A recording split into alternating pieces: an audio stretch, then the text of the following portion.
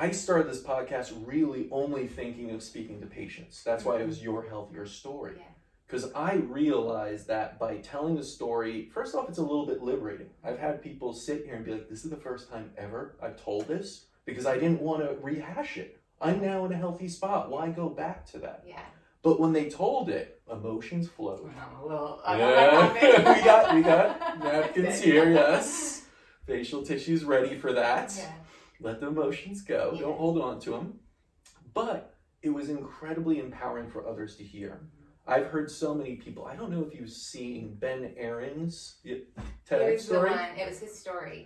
Everyone that says got me that. here. And then my first day of treatment in the IV, scared to death, in New York with strange New Yorkers. No offense, I'm not in Tennessee anymore.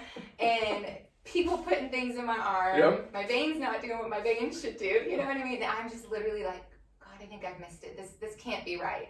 And Ben sat down and I heard him speak to one of the doctors. And I looked at him and I said, I recognize your voice. He's a superstar. How do I know your voice? And it was his story. And I felt like that was such divine intervention, my first day of treatment, to just that little push that I think I now, part of my story, is seeing those little pushes the whole way through of saying, I'm in the right place at the right time. This is the guy that motivated me to get here. Here I am on my first day, scared to death. And That's amazing. It was so encouraging. Ben's not in here that often. I know. He's And he's the one that told me, you need to meet Casper. You have a story. I shared with him what I do, how I love to inspire people with hope. He's like, you need to meet Casper. He's got a whole podcast. Yeah. That's how I connected with you. Amazing, because Ben has been that basically beacon of hope for many. And I didn't pick up on it really until I started speaking with other patients. They're like, I just needed that one voice to tell me I can get better. Not that I will or that, I have to follow in his footsteps or anything, but to hear that someone is in my state of things also, which is just a chronically ill state, maybe hopeless a little bit, jumping from doctor to doctor, not knowing what to do, and they got better. That's it. That gives me hope. And that's what I want to talk about in today's podcast, is that idea of hope and faith, which you held on very well, I know, during the treatment. But even before that, I know this is all hope, faith is a big part of your life. Yeah. You're a singer. This is what comes out of you basically when you sing so much. But where was it along the path, your journey, that you started to become ill? What was that story like? Because you're singing, you're doing these things, and I don't know this side of the story. I knew you as a patient, and now I know you as a healthy person and a friend. Yeah. Can you take us a little bit earlier to how you basically became a patient in a sense? Yeah. And isn't it neat? Like, we learn so much on our journey. So now I can look back and see these pieces of the puzzle and put them together. And be Only now, right? Oh my gosh, that's why. So honestly, Casper, I think it goes back to second grade, if I'm being real. Like, I can remember I would get these nasty migraine headaches. I was the happiest go lucky kid. You can tell I'm a positive by nature person. My parents didn't get it because I was just excelling in other areas and would get these wicked migraines like once a week, put me out, the whole thing, vomit, have to miss a day of school. And my mom and dad didn't know why. They were just like, maybe it's hereditary. Dad's dad had migraines. My dad had struggled with them. So we're like, okay. But I remember as a young child, I was always drawn to the things of the spirit as a young girl as well. So I would pray and just be, laying there like, God, take this headache away. And I can remember just sensing his presence and his peace. And I look back now and I don't know if I had gotten bitten by a tick as a child or not. But there is one time we went to the children's pediatrician doctor, whatever you call it, and I did have the bullseye? Yeah, like a little rash. So I don't know. I mean, back then they thought it was something else. They gave me some ointment. Lyme, I'm older. Lyme wasn't even, not that old, but Lyme wasn't even in the realm of, No, it wasn't. So fast forward, headaches went away. Well, no, then I had some learning issues, which was really out of the box as well. Like, out of the blue, teachers calling my parents, your daughter needs to get into speech class and learning comprehension. I didn't know. I thought I was doing great in school. So we did all the special classes and all that. Fast forward, get into middle school, and something clicks when I started playing piano. And this is the part I want to encourage someone, is to find the things that make you come alive. Find your strengths. If you're a mom or a grandmother listening or a father, find those things that make your child light up and come alive. Because that was the key, and that was the ticket for the learning. It like just switched on the other side of my brain. Now, I don't know the science. You guys will probably know the science behind it, but as soon as that creative side came alive, and it came so easy, I could hear a song, sit down at like 9 years old and just, plop it out. My academics were just, it went through the roof. I top straight A students, giving a speech, high school graduation, graduated college, summa cum, whatever you call it. So there's something to that, and I think that was part of my health story too, because during that time the headaches went away. So there's like these little keys, headaches, learning issues, music came into my life, played a huge role. Went into my dream music school, Berkeley, but it was at Berkeley, another little like part of the puzzle with my healing story. I think I was exposed to mold in those dorms. Boston Commonwealth Ave, I mean, come on. And I had constant, what do you call that, tonsillitis? Like your tonsils are inflamed, and had to be on antibiotics. You don't want to know how many years? You like look at me like you're Probably crazy. Don't. Several years, all through college, like as soon as I'd go off the antibiotics, I'd get it again. Right. So finally my junior year, I just had them out, because that's what conventional doctors tell you to do. I was a singer. I was getting to do really cool music things and sing background for James Taylor and Livingston Taylor, and just living life to the fullest, but didn't feel awesome physically.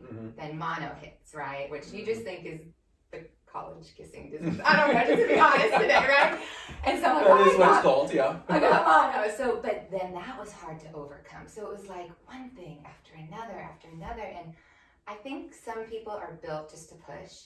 And I think that's good. Like I would push, but I also think it's a warning sign that something in your body is not functioning right.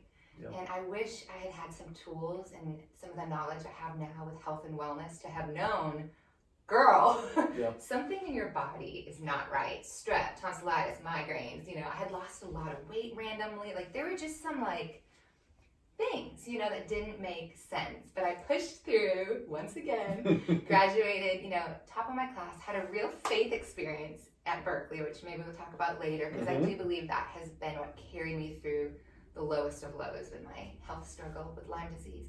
Had this faith encounter, moved to Seattle, and it was in Seattle that was my first, like, something is very wrong. And I went to a chiropractor. So chiropractor was like, you're just out of alignment. Let's align you, your spine, your posture. You play the piano, you sing with a mic like this all the time. So we sit up straighter. And I think that was my entry to the holistic way of living at like 22. Okay. Early on, but I didn't, grow up that way. I didn't know much about probiotics or eating organic or gluten-free or finding what your food sensitivities are or anything like that. And he really helped me begin the journey. And I think it was like these little steps that just helped me along the way. But I wonder if I had Lyme. I wonder if I had Lyme for a long. Your dad actually thinks I've had it. I think he said 10 to 20 years, which kind of rocked my boat. I have to say, and there are doctors that feel like a large population has Lyme, even don't know it, and it triggers different symptoms along the way. And it's only when you're stressed, let's say, it comes out. It's an amazing sparky that hides in you, and yes, it may be more prevalent. But even aside from that, your story is actually very, very similar to so many others where it started so young. Interesting. But the body's able to compensate, and what you did to compensate, I think, which was so great. You found something you loved. You found your passion really early. Totally. So the best part is like my music changed. I was a jazz singer on like the cruise lines, the bars, my funny Valentine, all that. Have the little outfits on, and awesome. The guy would be like, "Sing it again, baby." I'm like, "You better tip me more than that," And had this faith encounter with God my senior year, where I didn't grow up really. I believed in God, but didn't follow anything, and just gave my heart to the Lord, became a Jesus follower, not in a weird way, but just believe in the gospel. And I believe the truth will set you free. And for me, it just had such a heart encounter. And so my music changed. So now I wanted to sing gospel, inspiring, inspirational music about hope, about faith. I end up in Seattle, of all places, from Boston to Seattle. You went across the country. And here I am, like, a music minister, worship leader at a big church, and at 25, I get my first record deal, which is kind of cool. A Nashville company scouted me out, and I was, still writing music. And here, though, comes the part of this health story that I wish I had been more in tune with. I was so in tune in my music. If I had just been more in tune in my health, and signed the deal, moved from Seattle to Nashville, made the first record, had my first #1 hit, which was so cool. Christian radio, all that, Billboard, whatever, all the like little stupid accolades, but it was cool. Those aren't stupid. And traveling, and just began to crash and burn. If it wasn't headaches, it was fatigue. I can remember some mornings I would be in hotel rooms, and you have an event, so you have to sound check at 3 p.m. You have to be ready. You have to like do things. It's not all what people think. Oh, right? No, it's busy. And I literally couldn't lift my arms one morning, and I'm like, I haven't worked out. I haven't lifted anything heavy. I have a team around me helping. Like, what is this? So there would be little triggers. I can remember one night on stage, I felt like I couldn't deliver my setups for my songs the way I normally would. Like, my words weren't coming out, my brain wasn't connecting, like, this is weird. But I would always just be like, I'm tired, it's jet lag, you just flew from the Philippines back to Nashville, you're just tired, Jamie. Like, I would compensate in that way instead of listening to my body, and it just encouraged people, like, listen to those signs, and maybe your followers here do that, but I was not doing that. And so I found my first doctor that diagnosed me when I got back from Peru, just rock bottom. And he didn't know quite what it was, and we went down the Lyme route, and all the markers came up. But he was also, unfortunately, in that field of, you'll always have this, you'll always be sick. Here is a bunch of medicine to treat the headaches, the anxiety that came on out of nowhere. Caspar was never like an anxious person. And I'm like, this is awful. I had no idea what people that say they deal with anxiety went through. Depression. I mean, I had seasons where I'm like, this is so not me. I'm thriving in every area of life, and I feel so low, like physically drained. So I did, so many protocols, so many, try this, do this, holistic, and more, what do you call it, Western or conventional? Conventional, medicine. Orthodox, yeah. And I wish I had found this place 10, 20 years ago, and I just pushed. And I would say, find the thing that you love, because I do believe it's what kept me alive. And I don't say that lightly. I don't know if I'd be here had I not had purpose, passion, conviction, and faith in God that he's not done. And so yeah, I mean, that's pieces of the story. There's so much more. I'm sure there is. I'm sure we'll tap into some of that, but I think it really is important that what I've seen with patients, and I always try and look at the patterns, I say, because the particles are always going to be different. Everyone's like, what did you do to get better? It's like, that's the wrong question, because you're not going to have that same path. That you did this IV versus this. Everyone's personalized. If you come here to this center, or anywhere really that's doing some kind of functional medicine, shouldn't be generalized protocols, because we're all different. You can't treat us the same, even though we have the same maybe conditions or diagnoses. And I love that. It's custom made. One of the lines, custom tailored. One of my new songs says that. All the while, you keep saying, trust that I'm custom making everything for good. And literally, this was the first place that you guys knew, like, you need this amount of this, you need this today, that tomorrow. Like, it was so for what my body, mind, soul, spirit needed. But that's the difference of it, Jamie, is that we are not telling you what you need. You're telling us. Your body's telling us. We're a sense, team. right? I love that, yeah. It is a team approach to it in that way that the patient is responsible for healing. We're only serving as guides and catalysts in it and giving you what your body is asking for to get you back to that healthy state. And I'm sure some people's routes, they do use antibiotics, and maybe they work, or they do. I know we all have a healing journey, and my story is going to look different than somebody else's, but I think there's this element of trust that you have to have. Trust with God, trust with yourself, trust in whatever your higher power is, or it's not going to ever come to completion. I see how people can stay sick now because you have to have a mindset, and I know it takes longer for some than others, but without that mindset of, this is not always going to be like this. I can remember sitting in one of the IV chairs, and it's sweet to be back a year and a half later now. Even today, I'm like, my eyes are like welling up, like only God could have done this. But sitting there, remembering how I felt, like could barely function, would be on my phone, texting people, please pray, like this is awful, like I feel so a shell of myself. And here we are a year and a half later. But the thing I remembered was clinging to that faith and healing of hearing that still small voice of, I'm not done with you yet. Like, this isn't the end. This isn't how your story's gonna end. I'm actually writing a beautiful story in your life, even in the worst part. Because some people probably listening right now, they're at that place I was at, the worst of the worst. Could barely get out of bed, could barely put a sentence together. Make up, forget it. You know what I mean? Like life just looked so different. Somebody asked me, like, well, were you singing during that time? I'm like, no, I didn't sing for an entire year. Like it just wasn't feasible in that season. But to have that hope, you have to have something to cling to, and you have to have your truth, whatever that might be. And that's what got me through the darkest nights, and even the healing journey here was just clinging to what I knew God was speaking into my spirit to come on the other side, that there will be a beautiful story out of this. And that took faith, because when you don't feel it, man, does it take faith. I was gonna say, you hit some real lows there, and it took you a while to find a place like this, or to heal any place that could really help you. And you said there was depression there was anxiety. These are all symptoms, of being unhealthy in a sense. Now, it's gonna be different again for everyone, but in general, I hear it all the time. And the neurological part was really bad. Like the headache, I mean, I don't know how it was 24/7 for over.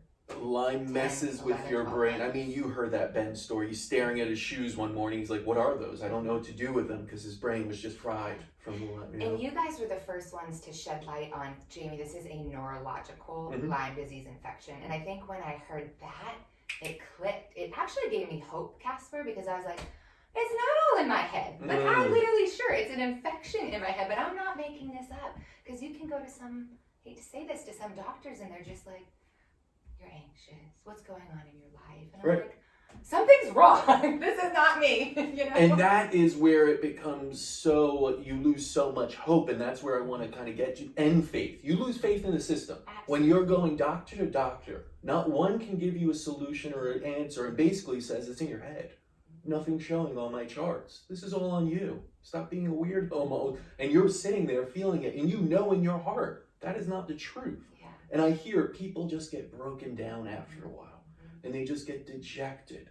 And as much faith as they had, they start to lose it, because they are in a spot where they're depressed, they're anxious, and no one is really listening to them. Yeah, I mean, I'm just so thankful for a strong family unit. I have a great family. I have a great mom and dad and sister who were super supportive, and they knew. They were like, this is not who you are. This isn't you. This is a disease that's trying to take over. So to have them speaking truth, there's a scripture I love that says, our words have power to bring life to people, or to literally like tear someone down and bring death and curse them. And I can remember a few doctor's appointments.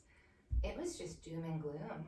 You're always going to have arthritic pain in your knees, and your cycle might never be right. You're this, you're that, you're that. And I remembered in my heart being like, nah, I don't buy that. First of all, that's not the God I serve, because I believe he works all things for good, Romans 8:28, my new album, all things. But also that he can make beauty out of ashes, and that he is a healer. Like it might ruffle some feathers, but he is our healer, mind, body, soul, spirit. So I would look at those doctors and be like, what's the protocol? I would do it with all my heart, get as far as I could with them. And a lot of them were like, wow, you're doing amazing. But I would always hit a roadblock where I wasn't fully myself. Fast forward to 2018, where I was doing too much, had too much pressure probably, got to be a part of an incredible new church movement, church plan for young people in Tennessee. It was awesome, and was thriving there, working there, traveling, singing, releasing music. I think it was too much for the state of my physical health, which then affected my emotional health, my everything. God knows our spirits the most. He knows our hearts better than anybody else, and he kept my spirit man, my heart strong. But when your body is so weary and so weak, everything else just begins to give out. And that's when I found you guys. I had to leave my beautiful condo in Nashville, like, you know, independent woman, like thriving in life. And here I am moving home at my age to Boston. I'm not that old, just so everybody knows. Moving home to Boston to live with my parents who are 70, you know? Mm-hmm. And it just, talk about a hard, humbling season for anybody that is having a hard time just getting out of bed and functioning. I can remember I would set goals for myself, and it would be like, tomorrow morning you're gonna wake up, you're gonna wash your face, you're gonna put your favorite lip gloss on, and you're gonna like go sit on the couch, like get out of the bedroom, get out of your bed. The next day you're gonna go for a walk, even though your head is killing and you have no strength, you're gonna get outside. Like, I think it's so important in your healing journey to even continue to set goals that are attainable for you. Those were attainable. I wasn't doing the walks I do now, but I was doing 10-minute little getting outside. And it was through a friend who knew how sick I was. She had heard of your clinic, sent me, that's when we heard Ben's story, and she said, we're flying to New York. And that's then how I came, after about almost a year of really suffering and trying different things and nothing working, coming here and having Dr. Caitlin just read my mail from that BAH blood spot test. And 2 months later, did treatment here for I was here a long time. They said I had a lot to do. I think I was here like 2.5 months, back and forth from Boston. And it was a journey. Even then, you have to have patience with this. Like, I was not healed. The day I left, they're like, the Lyme is gone, the Epstein-Barr is gone, all the weird other things I had going on are gone. But now's your journey. Now it starts. We all say that, and it's a hard thing for people to understand a lot, that healing, first off, is never linear. It's incredibly humbling, like you said, as is disease. It is a game of patience, but in the end, it's something that changes you for the better. And so that's why you ride it out in a sense. Now, like you said, it took a while, but I mean, even hearing, all right, you're going through all this, you're at some low points, it's ups, downs in your life, as I've heard from so many, because it is, again, it's like a roller coaster. It's not linear. Disease is not linear. Some days you have good days, you know, other days they're terrible, right? And you hear about this strange place you probably never heard of before. Oh my gosh, I Googled you guys and I was like, this is out there. But I love that you did body, mind, soul, spirit, because as a believer, as a Christian woman, like, I know firsthand that you need all of that healthy to function well in life. It's not just one. No, we are not mechanistic robots with just bodies that function or you can cut off and replace and everything like that. You're not just your mental state either. You're not just your thoughts. You are something much more in this world. You are connected to it. You are one with it. And that spirit is so essential. That is a part of the healing, and that's the most important, I say, part of it all. But you had to have some reservation. You had to have some, like, actually, I never heard of this place. It isn't real. Like they have like commercials really and reviews everywhere. And yeah, we'll get really real on the podcast. So we come out, my dear friend Kristen, she's an angel. She had Lyme as well. She wasn't as bad as I was. And we came out, I can remember the night before, we stayed at the hotel right down the street. And I just wasn't in a good place, and she had gone to sleep. I'm literally like sobbing in bed, which again, I'm all for being in touch with your emotions, and I do cry, but I was so not myself. Do you know what I mean? And just praying like, God, if this is the miracle you have for me, because I knew he was going to heal. And I think that's important, to have that hope that you can be healed. You know, I never gave up on that. Even though we tried lots of different methods and treatment centers and all that, I knew in my heart this was not forever. Like, there's so much more in my life, and so much more has happened now, and there's so much more to come. I can't wait. But I can remember just crying. I prayed one prayer: if this is you, God, make it so clear. So we show up thinking it's gonna be like New York City. We just didn't prepare ourselves. I think we were thinking like, what do you call them? The skyscrapers. Yeah, huge building, like very like modern hospital setting. All of that. No, that's so not we what get we are. to this beautiful, homey feeling. I always tell people I always feel so good here. I wish I could like move in. Like, the air is good. You know what I mean? Like, it was homey. Now we weren't in Tennessee anymore, so like, you know, people were kind though. Your staff is kind. They're not Southerners though. And no, we are New York kind. Yeah. It's a different type. Yeah. New Yorkers cuss a lot. Not here, but New Yorkers in general cuss a lot. And I can remember we did the test, the first test, and then they sent us home, and I was just praying. I'm like, God, just let this all line up. And we came right in the next day, and I met with Dr. Caitlin. And she literally, it was like she opened up the storybook of my life. And there's another passage in the Bible that talks about how God writes every day of our life. It's already been written. And I felt like she had like ripped a page out of it because she knew everything. She's like, we're seeing from your blood that you have this infection, this co-infection. I wish I remembered them all, you know. Parasite, were you in Peru? I'm like, how did you know I was in Peru? Were you in the Philippines? How did you know I was in the Philippines? Like, it was weird, the things they knew from that BA age. Yeah. Did you have like emotional stress when you were such and such an age? I'm like, I was signing a record deal. That was pretty stressful, you know what I mean? Like, moving from Seattle to Nashville, that was pretty stressful. You know, buying my first home, like all these things that she knew. But she looked at me and she said, this is going to be a journey. You're sick. And as hard as it was to hear everything that was going on, it just brought hope. It was like, yes, you have something neurologically going on that's causing you to not feel like you can get my words out right, which clearly you could tell them to talk. You know what I mean? It was so frustrating back then in that season and not be able to communicate well. And I have joy and I'm happy, and to feel so low. And she's like, you probably feel depressed. I'm like, you have no idea. I'm like, should I go on like some of that medicine or something? Give me a Lexapro or something? And she's like, no, let's try another route, you know? Yeah. And it just brought, it was the answer to my prayer that night. It was confirmation. And then, you know, she prints out, you get like a 3-page, you're gonna need this treatment for this long. So I go home to my sweet family, who is a praying family, and I'm so thankful for that. And we just began to pray, is this the next step? And my dad, who I love to death, he's just in the last few years become such a man of faith, and he just looked at me and he's like, we're gonna do whatever it takes, honey. Sorry. No. And I think that's the heart of the Father God. If I can just encourage people that your Heavenly Father will do whatever it takes for you to get well.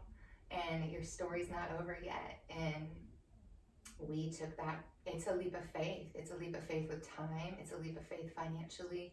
It's a leap of faith putting, you know, our trust in you guys, and you guys are trusting us to do our part.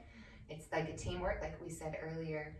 And we were skeptical when we began to Google what y'all were going to be doing. We're like, what the heck is an ACMOS? I can remember then my dad was like, I don't know about this place. And we were looking at reviews to see if Dr. Schultz had any negative reviews. I mean, we were doing I have the kind of father that like called when I moved to Seattle to make sure I wasn't joining a cult.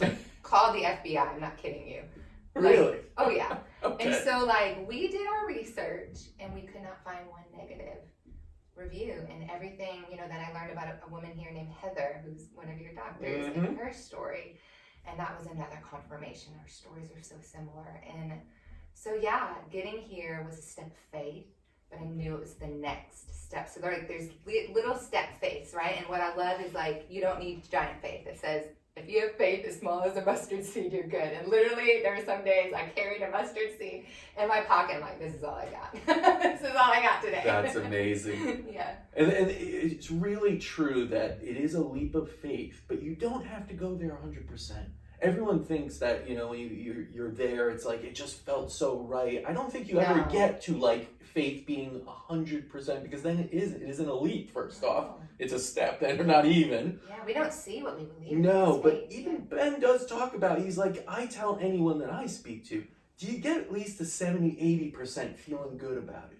Because that 20%, you don't worry about it. It's always there. Oh, yeah. That's always going to be some doubt and skepticism, and, you know, someone looking up what is ACMOS and be like, what the heck? You know, this looks weird. And I remember the first time doing it, I'm like, oh, we're done? Like, that was it? You know what I mean? Like, okay.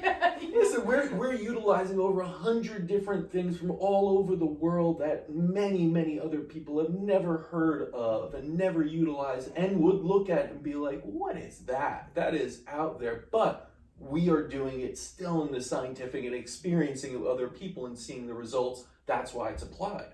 And we're always looking for better and better. But And it's customized, like you said earlier. And everything is personalized to your body. What does your body require? But that's a huge part of it, is that leap of faith. Yeah, when Caitlin said something about my pituitary gland, I almost like fell out to the floor. I'm like, how did you know? Like, because I think when it became neurological, there became some issues with that, which now the doctor's like, it's gone. Like, what did you do? You know what I mean? The conventional doctor's like, there's no little pituitary, like so many things. I was just telling the girls earlier, my doctors are like, everything looks better than when you were 25. Like, my female doctor's like, what are you taking? What are you doing? I'm like, I went to this clinic in New York. She's like, you're better than you were 25. Like, you better be careful when you get married and you don't have a kid right away, you know, like, and which is, again, isn't that the heart of our Heavenly Father, to not just heal the Lyme, but he goes above and beyond. Like, I think I'm healthier now than when I was pre all this junk, Lyme, whatever. You know, a lot of people do say that disease is a blessing that takes you to a better place. If you 100%. Treat it that way, right? 100%. If you don't just stay there, you act on it, you take the courage, the leap of faith, and you get out the other side, you will be rewarded. You know, fivefold for your efforts to get back to healthy. And then you also have this great admiration, respect for health. You suddenly understand and you what don't take health a day means. for granted. Not like, a day, right? Mean, I'm like literally living every day I can to the fullest. Like, what can I do in Huntington tonight? Like, you know what I mean? You're just so excited because you have your life back. And that is the blessing in it all. Now, let me ask you, because you did research, and I don't know if you're a person that requires to know everything. A lot of people are these days. Everyone wants to know exactly. I mean, I've spoken to patients, and it's like 6 months later, and it's their 500th question of, will this work? What is this? What about this? What about this? And at a certain point, you got to go, I can't do this anymore. Like, this is just going to go on like a kid asking why until infinity. But you know, where were you in that comfort level of being, I'm not going to know what this is. I'm not going to understand what's being done to me in some ways, which I think is very scary. If I went to a doctor I didn't know and he's like, we're going to inject you with something, what is in it? It's like, well, I don't, you know, and you kind of get an answer, but you're not really there. I think when you get to a place of desperation, I mean, I was so sick. I wasn't working. I wasn't living in I think you will do anything. I mean, we were talking about it today. You know, I literally showed up, probably hadn't even brushed my teeth. I know that sounds disgusting, but like got out of bed, got here, gave them my arm, and just, when you're that desperate, when you're that sick, you will do anything, Casper. And not to sound like over dramatic, but I had no clue what they were putting in me. But I trusted that that initial meeting was my confirmation that I was in the right place. When Caitlin revealed what was going on in my body, that was my peace, that was my confirmation. Then that began the faith journey here. So I didn't put my trust in you guys. For me, I put my trust in God, that He led me here. And it's not going to look perfect. I mean, there are days that I was doing treatments that affected me really bad. The girls remember like having to run to the bathroom every 2 minutes, or like, you know, your body's going through things, and that didn't feel good. That didn't look like, this was you, God, you wanted me here, sicker. Like, now I'm sicker, great, and poorer, great, you know what I mean? Like, yeah. But isn't that faith? Like, we take steps forward and we take steps backwards, but He's in it all. And that's what I love. Even our failures in life can become our greatest testimonies and can help somebody else to get to the other side. And that's where I want to encourage people in this healing journey. So many people are battling. Everybody's battling something, whether you have Lyme or an emotional issue, or we all have our weaknesses and our strengths. But if you can find hope, once again, for me, that's in God and the Lord, then you have an anchor, and then you have something to cling to, because the waves are going to come. You're going to get tossed and turned. 2020 will prove you that. Oh, yeah. You know, yes. So what are you holding on to? And I don't want to hold on to myself. No, I need something bigger than that. And I need to know that this was the plan. So every time I got here and they're like, now we're going to do this weird thing, sit in a room. And I can remember it's the biocharger, which is one of my favorites. But Jaime, we want you to lay on this table and think about 3 things that you are going to do when you're healed. And I am not a cussing person. I wanted to look at that worker and be like, blank, blank. You don't know what this headache feels like. You don't know what my body feels like. I'm going to sit here and try to sleep, you know. But I did it. And I did it in faith. And I listed 3 things. And you know what? I've been doing those 3 things the last 6 to 9 months with all my heart. And it's things I never thought I'd be able to do again. And that's where your faith has to, like, you just got to do it. Like, some things in life you don't want to do, but you got to do it. And that's the thing. A lot of people think and would probably listen to you and be like, oh, but she would do that. That's who she is. She's always positive. And everything. That's not true, right? There are a lot of people. I came in here for a while being skeptical of things, and I've been through my own healing journey, not like yours, but just in smaller things in life. And there is that. I don't want to do that. It just sounds silly to me right now. That's not like, stop with this hocus pocus stuff of positivity and everything, and just give me the pill to feel good, right? Yeah. Sometimes you just get worn out and tired. But just, so I think what is to be brought out is you don't have to be in this wonderful positive state. No, you're not going to be. I was so depressed. I remember I met you, Casper. I don't even remember what we talked about. Yeah. I was not in a good place. Like, no, you don't have to be happy-go-lucky. Any of that. Faith is in your heart. That is in your spirit. And you can be sick in your bed today. I mean, I can remember days I would just lay there, but I would say, I'm not going to let this take me out. And, as a singer, one of the most beautiful moments, and I know this might touch some people, but other people, they'll find another means of encouragement that relates to them. For me, music has played such a big role in my life, and I can remember on one of the lowest of days, it was the week I found your clinic, right before Kristen called, just low, like, why am I here? Like, asking those kind of questions. Mm-hmm. Why live if I can't even function? Have my 70-year-old parents take care of me? This is ridiculous, And I never got mad. I did get mad, actually. I think it's okay to get mad.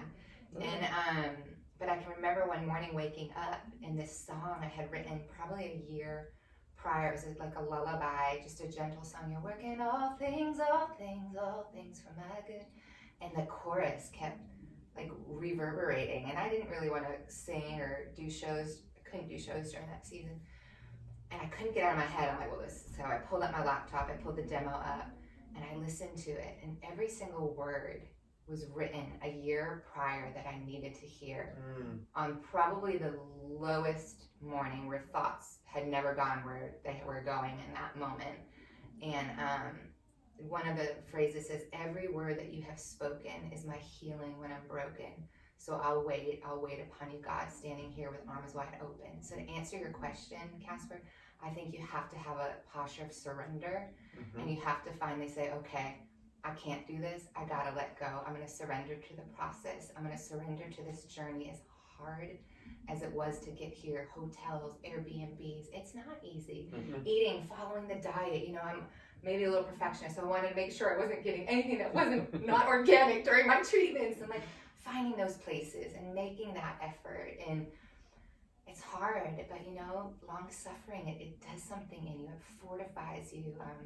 For believers, it makes you see a side of God that you never knew. He suffered for us. He took our place. And it's such a beautiful story that you get to enter into as God is writing your beautiful story. Absolutely. And I have to say, regardless of, what you put your faith in, it's about that faith. Yeah. You had that strong foundation, that totem, we say, in your spirituality, and placing it in God, and feeling that others place it elsewhere, whether that's their family. So it's not to say, I don't have God in my life or something. That's it. You can always find whatever you want to call the universe, the nature, anything. It was funny you mentioned that mustard seed. And when we did we put together this program, and we want to bring it back, and I shared it with you, Empowered Healing. Oh, I did it. Loved it. Right. And one of the things that was all about, taking all of these patients who have gotten better and trying to find, again, the patterns. What did you do? That was the X factor. And of course, there was purpose, passion were big X factors. But to do that, we actually advised them to find a totem, whether that's a dice or something that's very, and make that your, like, if you're having a bad day, reach into your pocket and grab it. And bring it back to what you're passionate, and bring it back to what you'll do when you're healed. How will you feel again, right? And so whatever it was, that totem, it could be a bracelet, anything, particular to you. You could even put a little scratch in a dime so it's yours, it, and you reach it out, and you look at it, and you just connect with that. On those worst days when people had those totems, they got through it, where others may have quit and said, I'm not doing this anymore. And there are those days, I love that. There are those days that maybe I did quit a little bit Sure. in my heart or in my mind, but I knew not to give up. I knew to keep going. And I love that you said that. So that song is based off, I guess I didn't have I probably had it on my phone and probably read it all the time, but it says, we know in all things God will work it for our good. And I can remember that would be like my little token, like on the days where I felt like I was taking 10 steps backwards. Like, is this healing even working? I've been here for almost 2 months now, and I don't feel better yet. If anything, it's exasperating some symptoms, because the way I understand it, things were trying to come out and detox, and the years of the Lyme trying to get out of my brain. I mean, that was not fun, but I love that. I would go back to, but God, you will work even this for my good. And then talk about purpose, passion. That's how my new album was birthed here, I guess, at your clinic. Amazing. Because I would just keep thinking that phrase, all things are going to work for my good. Like, I don't see it, I don't feel it, I don't know how any of this is going to work. I had no record deal now, I had no job now because I had to take a sabbatical. I was about to sell my condo because I thought it had mold, and some New Yorker investor was like, I want to buy it furnished. I'm like, perfect, take it. You know what I mean? Like, but talk about surrender. Talk about finding that token that you can hold on to. And I had that little glimpse of, okay, there's going to be another album. I think I should call it All Things. I think the song should reflect this healing journey. I think, like, and when that purpose hit, I love that you said that. When I got sight of what I'm called to do again, is when my healing really began to take off for the better. That was in March of 2019. No. What are we in right now? 2020. 2020, I'm sorry. Almost March of 2020 is when I started a new tour, the Inspire Events Tour, and started dreaming into this new album. So that would have been 6 months after treatment. Yeah. Not even a year. No, that's great. And some people may say, wow, that's a long time. But in reality, again, healing is a long process. And even when you are, done with your medical treatment, let's say, like they said, okay, Borrelia is gone, these things are now gone. Epstein-Barr is gone. Right. EBV gone. All these wonderful things. You're like, but I don't quite feel it. Because that's just the beginning, I say, of now you self-healing. Yeah. We always say, we want to get you to a position where you could self-manage again, be in a state where things are working properly, but you're not going to be healed. That takes time. Yeah. Think about how many years. Listen, you may have had this since you were a child, you said, right? And I had to change so many things in my life. I mean... Tell us about that a little bit. How many things did you change, and are you good with that now? Are you okay with the change? Are you actually now embracing the changes, or are they still difficult? And what are they? I think they needed to happen. When I crashed and burned in 2018, I realized that you can't just give and give and give. And I think by nature, my calling is to sing songs of hope, to spread hope to people, to minister to people. But I was neglecting my heart. I was neglecting disappointment. I was neglecting things that I needed to address. I thought I was, but I think we all think we are. Are you really? And so that began the journey of what things used to make me come alive. And I can remember I left the clinic in October, had my first booking. It was a pretty big event. Like 2 weeks later, I'm like, I gotta be crazy. But I knew to do it even sick. So I went, did the event, and man, I was up there like, who's sick in this room? We're gonna pray right now. And everyone's looking at me like, aren't you the singer? And I was just so fired up. I didn't ever get invited back to that one. But so that began the journey of then finding out, okay, I got my calling down, my purpose down, but what makes me come alive? What did I used to love to do? I loved to bike ride. I love to look at sunsets. I love nature. I've always been drawn to it. I love the ocean. Like, what are the things? And I think for people that are chronically ill, you got to find those things and do it often, because if not, you're just stuck in this cycle of defeat. And so I incorporated that into my life, connection with people again. Because when you're sick, once again, the last thing you want to do is be around friends and peers. You're not up for it. But we need one another. So, I needed to connect again. Yep. Dreaming into those 3 things that they had me, in the biocharge room, doing those. Essential oils have played. I love them. I've been holistic now for a while. I've been crunchy for pre-NYC. If we're being really real. We didn't do this. Yeah. You were this before. I was this before. But it's taken it to a new level, because you have to be like, I have to be aware of, am I in a hotel room when I'm working that's moldy? If so, I'm the person that goes to the front desk and says, I'm so sorry. For my health's sake, can I move rooms? Is it okay if we find a different room? It smells a little moldy. But I know if I sleep in that for a night, I'm going to pay for that the next day, even healed and healthy. I just think it's taking ownership of your health and diet. You know, I always, you know, lean towards the healthier stuff, but I'm one of those people now, like, what's in it? What am I putting in my body because of what I've been through? I don't want stuff with junk in it on the road. It's so hard, you know. We're sometimes getting off shows late, or in tour buses, or in vans, or on getting to the airport, and you're starving, but the last thing my body needs is a slice of greasy pizza, even though I love pizza. But it's like the last thing that's going to nourish, right? So it's like making those choices and rest. We were just talking about that before the podcast, like working on my rest and my sleep, and not going. Like, what am I buffering in this weekend that feeds my spirit, feeds my soul? You know, as a woman of faith, for me, I get up, I have my prayer time, I love to be in the Word. That just brings me life. Like, finding those things that bring you life and center you and make you come alive, you know? Absolutely. And what I heard so much and what you're saying a lot is, it's in the small wins you find those victories, and that gives you the positivity when you're near your lows. So I know so many, you know, it's hard to get out of bed, but just take that as a win, that you can put 2 feet on the ground and take 1 breath. You had breath in your lungs. There's some That's people it, that can, you know, have barely their lung function is so bad. So I would think of like what I did have. Do you know what I mean? And I can remember the first day I didn't have a headache after, like, gosh, 9 months, 12 months I was close to February after treatment. So I still dealt with headaches. And they all said that, like, your body is really getting rid of a lot.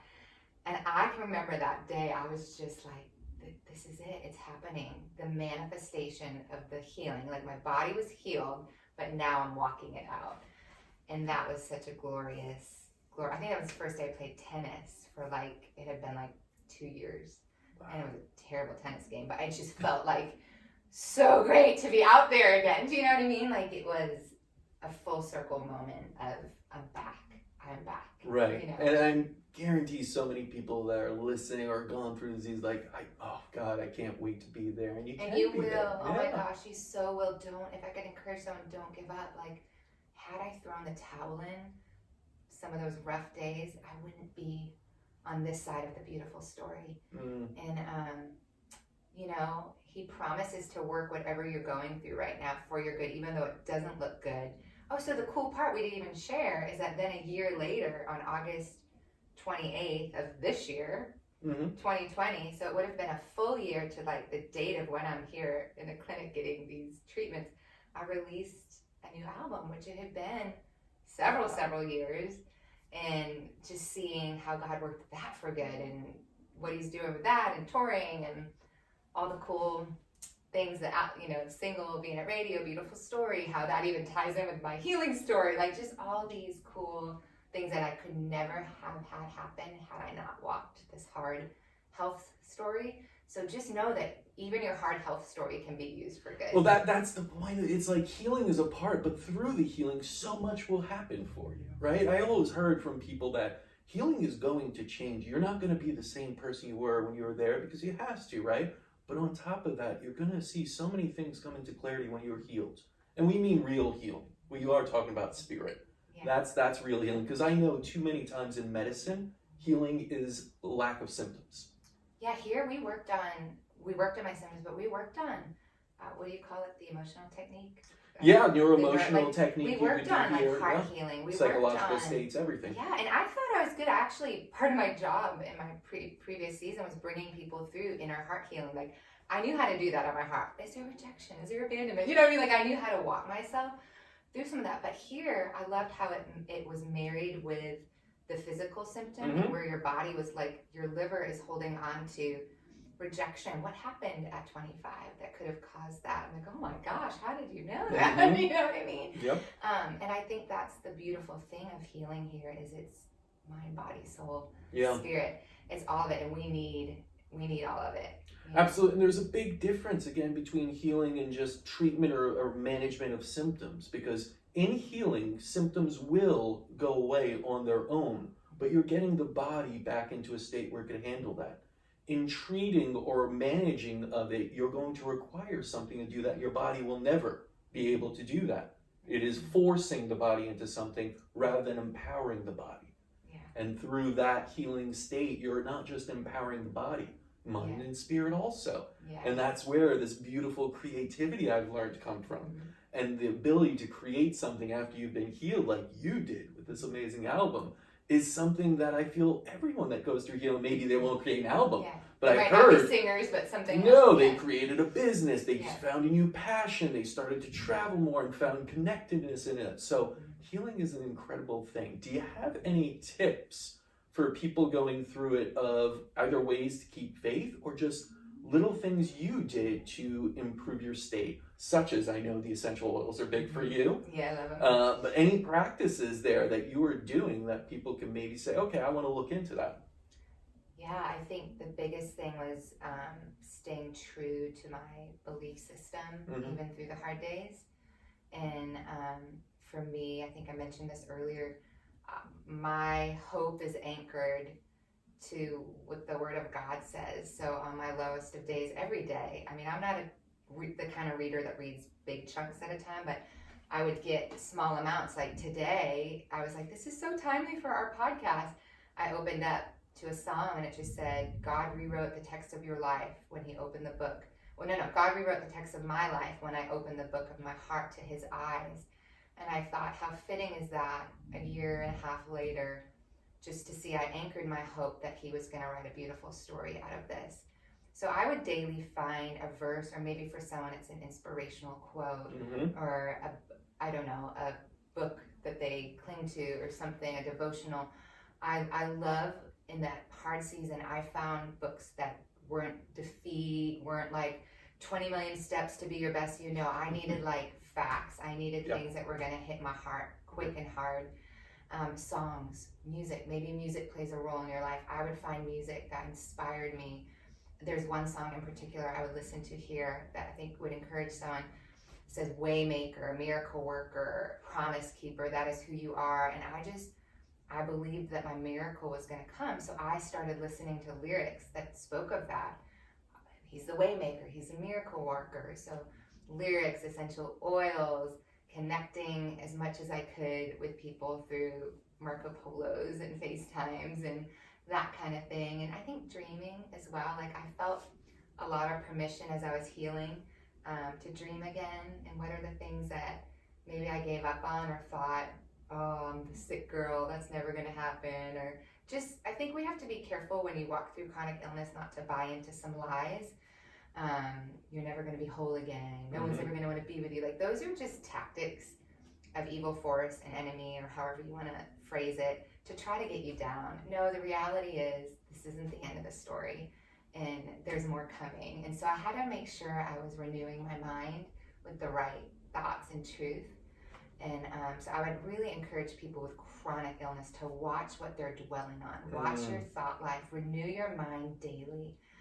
Think of things that are praiseworthy and pure and lovely. And that's going to shift your mind, which is going to shift your heart, which is going to shift your perspective. And man, when you're not feeling it, perspective is like one of the hardest things, because you just think this is how it's going to be forever. I remember that. Yeah. And here I am like, oh my gosh, life and freedom. I feel more free today than I have in a long time to be authentically who I am, and watching doors open. And, you know, I think you just have to find those things, once again, that make you come alive. I would force myself to get on my bike before I was really healed and like pedal my little heart out and watch the sunset and let that bring me peace. Even if physically it hurt, it did something to my spirit, it did something to my mind that I believe helped heal me. Yeah. You said you wrote a song here in the center while in your IV chair. Which one was that again? Oh my gosh, there's probably multiple songs that were written here. So All Things for My Good was the one that was really used to get me here. But the Great Unknown. And the chorus just says, here I go, I'll take another step. Here I go, I'll take another breath. Though I'm not sure where this road goes, I'll look up, I'll look ahead. I see nothing but your faithfulness, because I've never walked alone out here in the great unknown. And I think when you're navigating hard health seasons, you feel like you're in the great unknown. But the truth I cling to and what I have experienced firsthand is I never walked it alone. God was with me every day. I had a support system with my family, friends. Even if you have one friend, you know, let them love you during that time. You know, you don't need tons. We're all different. We're all wired differently. But take that next step. Take that next breath. That was the whole, literally, I can remember being in the chair like, just need to keep breathing. You know, like anxiety wanted to come and just take another breath. I did a treatment here called NAD to kind of help restore some of the neurological function, if I gathered that right. Yeah. And it was hard for me, if I'm being honest. That was the one treatment that my body must have really needed. And it was all the weird symptoms happening, you know. But I can remember they laugh now because I think it took like 4 to 5 hours for me to do an NAD treatment, and normally it takes really 2. Slow down. Yeah. And I can remember during that treatment, I would just sing, "Here I go, take another breath." You know, like literally, breathe, Jamie, chill yourself out. You know, here I go, take another step. Okay, run to the bathroom again. You know what I mean? Like literally doing whatever I could. But I believe God used that NAD to heal some things that weren't functioning right. Now it's so cool to have like doctor documentation of tests that are like, this looks amazing. What did they do? You know? So keep breathing, keep taking those next steps. For me, getting behind the piano is so healing. So I try to get behind my piano and just play and, you know, doing again what I'm called to do now if our world will open up again. But yeah. Fingers crossed. Yes. It's a beautiful album, and it comes from this place of faith and healing, and that's what I love about it, because you know, so many people today need healing. It may not be from chronic disease, but I feel like we need to heal as a society also. There's a lot of things that need healing outside of just medicine and disease, and we could all take this story even and give ourselves that faith back. We've lost a lot of it, I get it. 2020 was tough. Tough on so many of us, but don't lose that faith. That's the bottom line of all of this. Whether you're going through chronic disease, whether you're going through any hardships or anything, find that totem, find that place of faith and hope, and never let it go. And knowing that you're loved and seen. I think when I was 21 at college, even having a great family system, like I don't have like a lot of major life traumas, which I'm so grateful for, you know, but even having that revelation of, God loves you unconditionally. Like there's nothing you can do today for him to love you anymore.